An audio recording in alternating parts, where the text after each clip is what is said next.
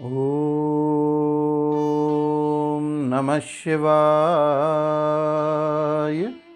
श्री शिव महापुराण वायवी संहिता पूर्व खंड 31वां अध्याय। शिवजी की सर्वेश्वरता, सर्वनियामकता तथा मोक्ष प्रदता का निरूपण। वायु देवता ने कहा, ब्राह्मणों, आप लोगों ने युक्ति से प्रेरित होकर जो संचय उपस्थित किया है वह उचित ही है, क्योंकि किसी बात को जानने की इच्छा अथवा तत्वज्ञान के लिए उठाया गया प्रश्न साधु बुद्धि वाले पुरुषों में नास्तिकता का उत्पादन नहीं कर सकता। मैं इस विषय में ऐसा प्रमाण प्रस्तुत करूंगा जो सत्पुरुषों के मुह को दूर करने वाला है। असत पुरुषों का जो अन्यथा भाव होता है उसमें प्रभु शिव जी की कृपा का अभाव ही कारण है। परिपूर्ण परमात्मा शिव जी के परम अनुग्रह के बिना कुछ भी कर्तव्य नहीं है, ऐसा निश्चय किया गया है। परानुग्रह कर्म में स्वभाव ही पर्याप्त पूर्णतः समर्थ है, अन्यथा निस्वभाव पुरुष किसी पर भी अनुग्रह नहीं कर सकता। पशु और पाश रूप सारा जगत ही पर कहा गया है, वह अनुग्रह का पात्र है। पर को अनुग्रहित करने के लिए पति की आज्ञा का समन्वय आवश्यक है।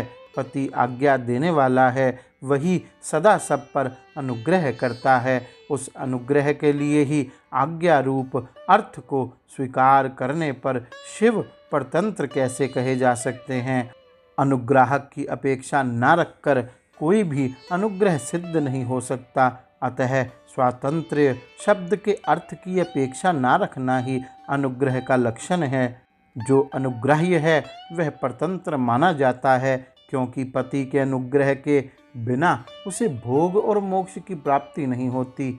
जो मूर्तिमा है वे भी अनुग्रह के पात्र हैं, क्योंकि उनसे भी शिव जी की आज्ञा की निवृत्ति नहीं होती। वे भी शिव की आज्ञा से बाहर नहीं हैं। यहाँ कोई ऐसी वस्तु नहीं है जो शिव जी की आज्ञा के अधीन ना हो।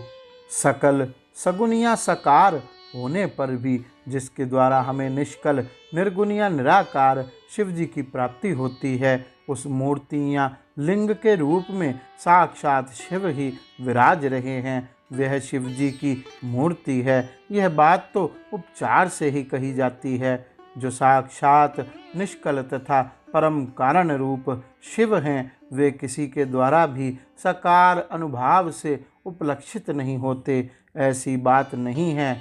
यहाँ प्रमाण गम्य होना उनके स्वभाव का उपपादक नहीं है। प्रमाण अथवा प्रतीक मात्र से अपेक्षा बुद्धि का उदय नहीं होता, वे परम तत्व के उपलक्षण मात्र हैं। इसके सिवा उनका और कोई अभिप्राय नहीं है। कोई न कोई मूर्ति ही आत्मा का साक्षात उपलक्षण होती है। शिव जी की मूर्ति है, इस कथन का अभिप्राय यह है कि उस मूर्ति के रूप में परम शिव विराजमान है। मूर्ति उनका उपलक्षण है। जैसे काष्ठ आदि आलंबन का आश्रय लिए बिना केवल अग्नि कहीं उपलब्ध नहीं होती, उसी प्रकार शिव भी मूर्तिमा में आरूढ़ हुए बिना उपलब्ध नहीं होते। यही वस्तु स्थिति है। जैसे किसी से यह कहने पर कि तुम आग ले आओ, उसके द्वारा जलती हुई लकड़ी आदि के सिवा साक्षात अग्नि नहीं लाई जाती, उसी प्रकार शिव का पूजन भी मूर्ति रूप में ही हो सकता है, अन्यथा नहीं।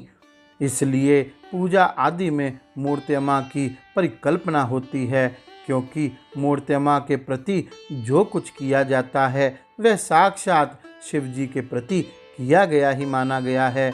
लिंग आदि में विशेषतः अर्चा विग्रह में जो पूजन कृत्य होता है वह भगवान शिव का ही पूजन है। उन मूर्तियों के रूप में शिव जी की भावना करके हम लोग शिव जी की ही उपासना करते हैं। जैसे परमेष्ठी शिव मूर्तिमा पर अनुग्रह करते हैं, उसी प्रकार मूर्तिमा में स्थित शिव हम पशुओं पर अनुग्रह करते हैं। परमेष्ठी शिव ने लोकों पर अनुग्रह करने के लिए ही सदाशिव आदि संपूर्ण मूर्तिमाओं को अधिष्ठित अपनी आज्ञा में रखकर अनुग्रहित किया है। आत्माओं जीवों के ही भोग तथा मोक्ष के लिए विशेष रूप से तात्विक तथा अतात्विक स्वरूपों वाले मूर्तिमाओं में शिव की अवस्थिति देखी जाती है। सुख दुखात्मक फल भोग तो किए गए कर्मों का ही परिणाम माना जाता है, तो फिर कर्म फलों का भोग किस प्रकार हो सकेगा। भगवान शिव सब पर अनुग्रह ही करते हैं, किसी का निग्रह नहीं करते, क्योंकि निग्रह करने वाले लोगों में जो दोष होते हैं वे शिव में असंभव हैं। ब्रह्मा आदि के प्रति जो निग्रह देखे गए हैं वे भी श्रीकंठ मूर्ति शिव के द्वारा लोकहित के लिए ही किए गए हैं। भगवान शंकर संसार के नियमन आदि की क्रीड़ा में निरत श्रीकंठ नामक स्वरूप में अधिष्ठित हैं और वह श्रीकंठ मूर्ति ही इस ब्रह्मांड पर अधिकार करके स्थित है, इसमें संदेह नहीं है। अपराध युक्त होने के कारण देवगण भी शिव जी के द्वारा उचित रीति से अनुशासित किए गए थे। इससे वे पाप रहित हो गए और प्रजाजनों का कलेश भी दूर हो गया। विद्वानों की दृष्टि में निग्रह भी स्वरूप से दूषित नहीं है। जब वह राग द्वेष से प्रेरित होकर किया जाता है तभी निंदनीय माना जाता है। इसलिए दंडनीय अपराधियों को राजाओं की ओर से मिले हुए दंड की प्रशंसा की जाती है। जिन्होंने अपने ऐश्वर्य के द्वारा समस्त कार्यों को पूर्ण किया था, वे यदि अपने ऐश्वर्य को प्रकट न करें तो उन्हें संसार ईश्वर कैसे मानेगा। भगवान शिव की इच्छा ही उनका विधान कर्तृत्व है और विधान उनकी समर्थशालिनी आज्ञा है।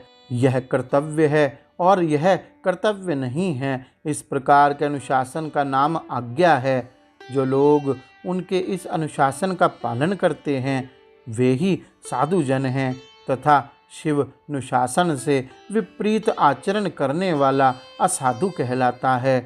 अतएव सभी लोग साधु नहीं हो पाते।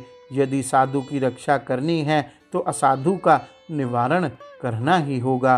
पहले साम आदि 3 उपायों से असाधु के निवारण का प्रयत्न किया जाता है। यदि यह प्रयत्न सफल नहीं हुआ तो अंत में चौथे उपाय दंड का ही आश्रय लिया जाता है। यह दंडात अनुशासन लोकहित के लिए ही किया जाना चाहिए। यही उसके औचित्य को परिलक्षित कराता है। यदि अनुशासन इसके विपरीत हो तो उसे अहितकर कहते हैं। जो सदा हित में ही लगे रहने वाले हैं उन्हें ईश्वर का दृष्टांत अपने सामने रखना चाहिए। ईश्वर केवल दुष्टों को ही दंड देते हैं, इसलिए निर्दोष कहे जाते हैं। अतः जो दुष्टों को ही दंड देता है वह उस निग्रह कर्म को लेकर सत्पुरुषों द्वारा लांछित कैसे किया जा सकता है। अयुक्त अर्थात अनुचित कर्म करने वाले लोग विवेक की पुरुषों के द्वारा गृहीत माने जाते हैं और जो कर्म लोगों को उद्विग्न करता है वह कर्म अयुक्त कहलाता है। लोक में जहाँ कहीं भी निग्रह होता है वह यदि विद्वेष पूर्वक ना हो तभी श्रेष्ठ माना जाता है। जो पिता पुत्र को दंड देकर उसे अधिक शिक्षित बनाता है वह उससे द्वेष नहीं करता। तटस्थ भाव से जो व्यक्ति दंडनीय लोगों को अनुशासित करता है उसमें भी यत्किंचित कठोरता देखी ही जाती है। यदि उसमें कठोरता ना हो तो वह अपराधी पुरुषों को दंडित ही कैसे करेगा, पर वह मध्यस्थ भाव में स्थित रहकर भी अज्ञ पुरुषों को दंडित करता है। इसलिए भले ही वह मध्यस्थ भाव वाला क्यों ना हो पर दंडित करता हुआ व्यक्ति निर्दय होता ही है। ऐसा कुछ लोग कहते हैं और दूसरे लोग कहते हैं कि ऐसा कोई निश्चित नियम नहीं है। जिस प्रकार रोग के कारण को जानने वाला वैद्य रोगों के प्रति निर्दयतापूर्ण व्यवहार करता हुआ भी वस्तुतः तनक भी निर्दयी नहीं होता, अपितु उसका यह व्यवहार दया से ही प्रेरित होता है। हिंसा के लिए उद्यत शत्रु के प्रति की गई दया उपकारिणी नहीं होती। यदि कदाचित वैसे लोगों के प्रति व्यक्ति भ्रमवश दयावान हो भी जाए तो अन्न तो गत्वा उसे निर्दय होना ही पड़ता है। दक्षिणीय व्यक्ति की रक्षा ना करना और दंडनीय व्यक्ति को दंड ना देना, यह दोनों ही प्रकार की उपेक्षा दोषपूर्ण है। समर्थ के होने पर भी यदि रक्षणीय व्यक्ति की रक्षा ना की जाए तो शीघ्र ही रक्षणीय व्यक्ति का नाश हो जाता है। सर्प के मुख में जाते हुए व्यक्ति को देखते हुए भी जो पुरुष दोषाभासों का अनुमान कर उस रक्षणीय व्यक्ति की उपेक्षा कर देता है, वस्तुतः वह भी निर्दय ही होता है। इसलिए दया प्रत्येक समय कल्याणकारिणी ही होती है, ऐसा मानना उचित नहीं है। अतएव आवश्यकता अनुरूप व्यवहार ही उचित है तथा उसके अतिरिक्त व्यवहार अनुचित कहा गया है। मूर्त्यात्माओं में भी राग आदि दोष होते ही हैं, पर वे दोष वस्तुतः उनके ही समझने चाहिए। सर्वव्यापक होने पर भी शिवजी में दोषों की स्थिति सर्वथा नहीं है। मल से युक्त ताम्र का अग्नि में प्रक्षेप होने पर भी वह अग्नि समल ताम्र के संसर्ग से मलिन नहीं होती। अपवित्र वस्तुओं का संसर्ग होने पर भी अग्नि में अपवित्रता नहीं देखी जाती, किंतु अग्नि के संसर्ग से अपवित्र वस्तु पवित्र हो जाती है। इस प्रकार शुद्ध करने योग्य मलाव्रत जीव के संसर्ग से शिवजी अशुद्ध नहीं होते, अपितु उनके संसर्ग से अशुद्ध जीव शुद्ध हो जाता है। जैसे अग्नि में गिरे हुए लोहे में जो दहकता है वह लोहे की नहीं अपितु अग्नि की ही है, उसी प्रकार मूर्त्यात्मा में स्थित जो ऐश्वर्य है वह वस्तुतः शिव जी का ही है, आत्माओं मूर्त्यात्मा का नहीं। काष्ठ कभी ऊपर की ओर नहीं जलता, अपितु अग्नि की शाखा ही ऊपर की ओर जलती है। इसी प्रकार काष्ठ ही अंगार के रूप में देखा जाता है, ना कि अग्नि। ऐसा ही इस विषय में भी समझ लेना चाहिए। इसलिए इस संसार में भी काष्ठ, पाषाण, मृत्तिका आदि में शिवजी की व्याप्ति होने का कारण उनका शिव रूप से व्यवहार किया जाता है। मैत्री आदि गुण चित्रवृत्ति रूप होने के कारण गौण कहे गए हैं। उन्हीं गुणों से उपरत होने के कारण जीवों के कर्म दोष युक्त तथा गुण युक्त हो जाते हैं। ये गुणात्मक वृत्तियाँ चाहे प्रधान हो या अप्रधान हो, पर इससे अनुग्रहकर्ता भगवान शिव में न दोष की स्थिति होती है और न गुण की ही स्थिति होती है। अनुग्रह शब्द के तात्पर्य को विद्वानों ने लाक्षणिक नहीं कहा है। उनके मत में यह अर्थ संसार बंधन से छुड़ाने वाला तथा कल्याणकारी शिवादेश है। शिव जी की आज्ञा का पालन ही हित है और जो हित है वही उनका अनुग्रह है। अतएव सबको हित में नियुक्त करने वाले शिव सब पर अनुग्रह करने वाले कहे गए हैं। जो उपकार शब्द का अर्थ है उसे भी अनुग्रह ही कहा गया है, क्योंकि उपकार भी हित रूप ही होता है। अतः सबका उपकार करने वाले शिव सर्वानुग्राहक हैं। शिव के द्वारा जड़ चेतन सभी सदा हित में ही नियुक्त होते हैं, परंतु सबको जो एक साथ और एक समान हित की उपलब्धि नहीं होती, इसमें उनका स्वभाव ही प्रतिबंधक है। जैसे सूर्य अपनी किरणों द्वारा सभी कमलों को विकास के लिए प्रेरित करते हैं, परंतु वे अपने अपने स्वभाव के अनुसार एक साथ और एक समान विकसित नहीं होते।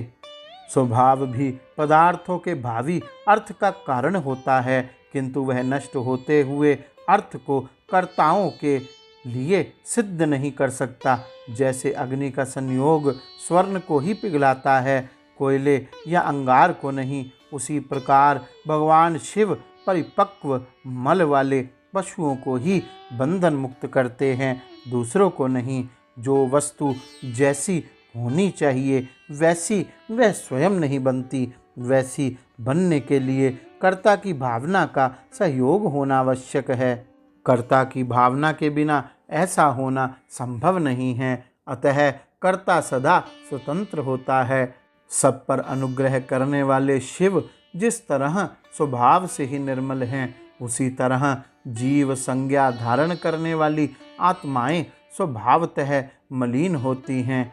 यदि ऐसी बात ना होती तो वे जीव क्यों नियम पूर्वक संसार में भटकते और शिव क्यों संसार बंधन से परे रहते। विद्वान पुरुष कर्म माया के बंधन को ही जीव का संसार कहते हैं। यह बंधन जीव को ही प्राप्त होता है, शिव को नहीं। इसमें कारण है जीव का स्वाभाविक मल। वह कारणभूत मल जीवों का अपना स्वभाव ही है, आगंतुक नहीं है। यदि आगंतुक होता तो किसी को भी किसी भी कारण से बंधन प्राप्त हो जाता। जो यह हेतु है वह एक है, क्योंकि सब जीवों का स्वभाव एक सा है। यद्यपि सब में एक सा आत्मभाव है, तो भी मल के परिपाक और अपरिपाक के कारण कुछ जीव बद्ध हैं और कुछ बंधन से मुक्त हैं। बद्ध जीवों में भी कुछ लोग लय और भोग के अधिकार के अनुसार उत्कृष्ट और निकृष्ट होकर ज्ञान और ऐश्वर्य आदि की विषमता को प्राप्त होते हैं। अर्थात कुछ लोग अधिक ज्ञान और ऐश्वर्य से युक्त होते हैं तथा कुछ लोग कम। कोई मूर्त्यात्मा होते हैं और कोई साक्षात शिव के समीप विचरने वाले होते हैं। मूर्त्यात्माओं में भी कोई तो शिव स्वरूप हो छहों अधवाओं के ऊपर स्थित होते हैं, कोई अधवाओं के मध्य मार्ग में महेश्वर होकर रहते हैं और कोई निम्न भाग में रुद्र रूप से स्थित होते हैं। शिव के समीपवर्ती स्वरूप में भी माया से परे होने के कारण उत्कृष्ट, मध्यम और निकृष्ट के भेद से 3 श्रेणियां होती हैं। वहाँ निम्न स्थान में आत्मा की स्थिति है, मध्यम स्थान में अंतरात्मा की स्थिति है और जो सबसे उत्कृष्ट श्रेणी का स्थान है उसमें परमात्मा की स्थिति है। ये ही क्रमशः ब्रह्मा, विष्णु और महेश्वर कहलाते हैं। कोई पशु जीव परमात्म पद का आश्रय लेने वाले होते हैं, कोई अंतरात्म पद पर और आत्म पद पर प्रतिष्ठित होते हैं। शैव शांतिता पद का तथा माहेश्वरगण शांति पद का सेवन करते हैं। विद्या पद में रौद्रगण एवं प्रतिष्ठा पद में वैष्णव स्थिति लाभ करते हैं। निवृत्ति पद में ब्रह्मा जी तथा उनके शरीर से उत्पन्न दिव्यात्माएं निवास करती हैं। अष्टविध देव योनियाँ प्रधान मानी गई हैं। मनुष्य योनि मध्यम है और पंचविध पशु योनि अधम कही गई है। इस प्रकार ये 14 योनियाँ कही गई हैं।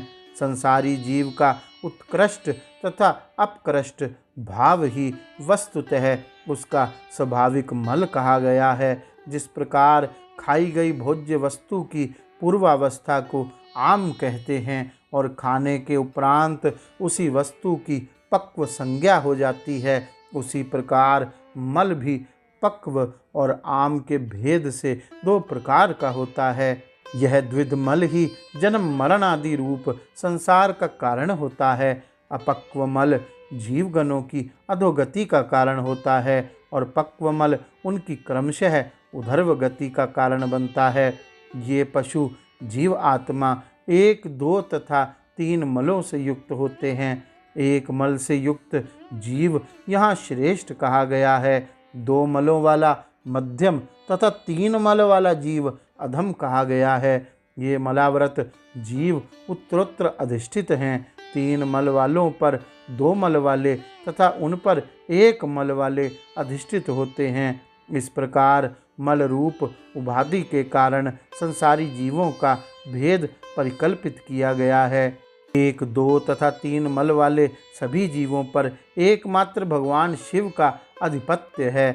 यह जगत जिस प्रकार अशिवात्मक अर्थात अभद्र होकर भी शिव से अधिष्ठित है, उसी प्रकार अरुदात्मक होकर भी रुद्रों द्वारा अधिष्ठित होता है। समस्त ब्रह्मांडित्मका यह महाभूमि शतरुद्र आदि के द्वारा अधिष्ठित है तथा उनसे अधिष्ठित यह महाभूमि माया से आविष्टित है और अंतरिक्ष से निरंतर आवृत तथा अंगुष्ठ मात्र परिणाम वाले अमरेश आदि देवगणों से अधिष्ठित है।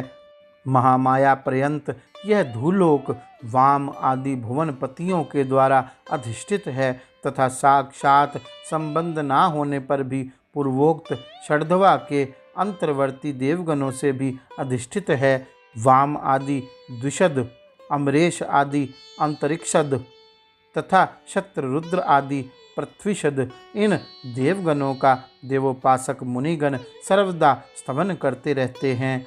संसार रोग के कारणभूत पक्व तथा अपक्व इन तीनों मलों के द्वारा मनुष्य जन्म मरण रूप संसार रोग से ग्रस्त होते हैं।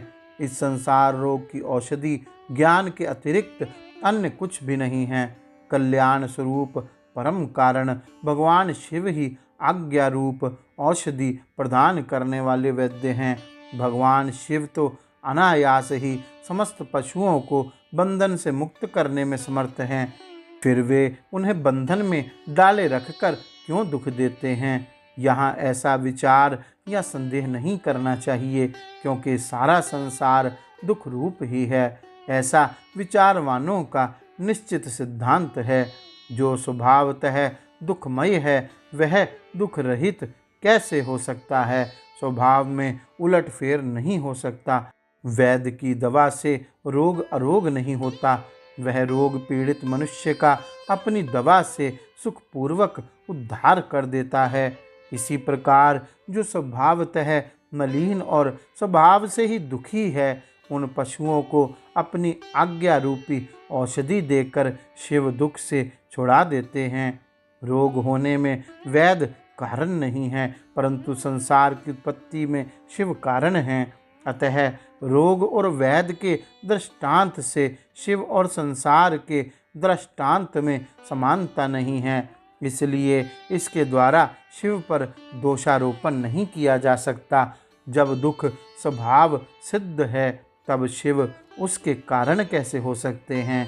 जीवों में जो स्वाभाविक मल है वही उन्हें संसार के चक्र में डालता है। विद्वानों का कहना है कि संसार का कारणभूत जो मल अचेतन माया आदि है, वह शिव का सानिध्य प्राप्त किए बिना स्वयं चेष्टाशील नहीं हो सकता। जैसे चुंबक मणि लोहे का सानिध्य पाकर ही उपकारक होता है, लोहे को खींचता है, उसी प्रकार शिव भी जड़ माया आदि का सानिध्य पाकर ही उसके उपकारक होते हैं, उसे सचेष्ट बनाते हैं। उनके विद्यमान सानिध्य को अकारण हटाया नहीं जा सकता। अतः जगत के लिए जो सदा अज्ञात हैं, वे शिव ही इसके अधिष्ठाता हैं। शिव के बिना यहाँ कोई भी चेष्टाशील नहीं होता। उनकी आज्ञा के बिना एक पत्ता भी नहीं हिलता। उनसे प्रेरित होकर ही यह सारा जगत विभिन्न प्रकार की चेष्टाएं करता है, तथापि वे शिव कभी मोहित नहीं होते। उनकी आज्ञा रूपिणी जो शक्ति है वही सबका नियंत्रण करती है। उसका सब और मुख है। उसी ने सदा इस संपूर्ण दृश्य प्रपंच का विस्तार किया है, तथापि उसके दोष से शिव दूषित नहीं होते। यह समस्त जगत शिव से प्रेरित होता है, किंतु इससे शिव का स्वस्वरूप विकृत नहीं होता। प्रेरणा अथवा शासन का कार्य शिव की आज्ञा के द्वारा संपन्न होता है। जो दुर्बुद्धि मानव मोहवश इसके विपरीत मान्यता रखता है, वह नष्ट हो जाता है। शिव जी की शक्ति के वैभव से ही संसार चलता है, तथापि इससे शिव जी दूषित नहीं होते। इसी समय आकाश से शरीर रहित वाणी सुनाई दी। सत्यम, ओम, अमृतम, सौम्यम, इन पदों का वहाँ स्पष्ट उच्चारण हुआ। उसे सुनकर सब लोग बहुत प्रसन्न हुए। उनके समस्त संशयों का निवारण हो गया तथा उन मुनियों ने विस्मित हो प्रभु पवन देव को प्रणाम किया।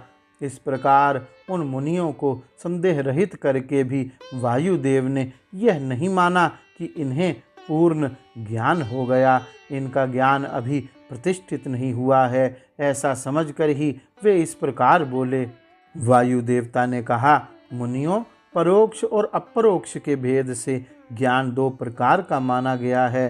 परोक्ष ज्ञान को अस्थिर कहा जाता है और अपरोक्ष ज्ञान को सुस्थिर युक्तिपूर्ण उपदेश से जो ज्ञान होता है उसे विद्वान पुरुष परोक्ष कहते हैं। वही श्रेष्ठ अनुष्ठा से अपरोक्ष हो जाएगा। अपरोक्ष ज्ञान के बिना मोक्ष नहीं होता, ऐसा निश्चय करके तुम लोग आलस्य रहित हो श्रेष्ठ अनुष्ठान की सिद्धि के लिए प्रयत्न करो।